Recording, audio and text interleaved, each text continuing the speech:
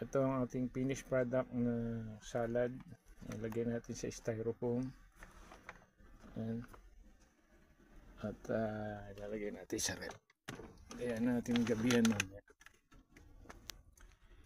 Finished product ng meron pa pala tayo ditong ano tawag dito.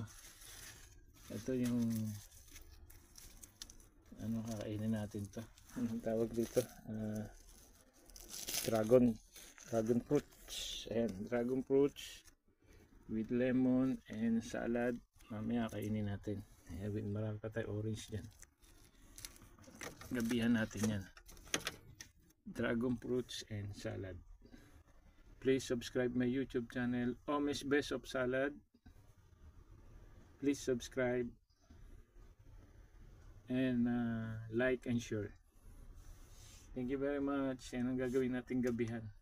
Lagyan natin ng salad. The best of Ome's Best of Salad. Try lang natin. Nagpaturo ako sa aking anak kay Israel kung paano gumawa ng salad. Marami kasi salad dito. Tanghali, gabi, laging may salad. Ngayon hindi ko makain kasi pag walang timpla, pagka pure na gulay lang. Pag may lasa, nauubos ko. Bali ng gabihan ko ngayon, itong salad sa itong dragon fruits. Okay, salamat. Please subscribe my YouTube channel.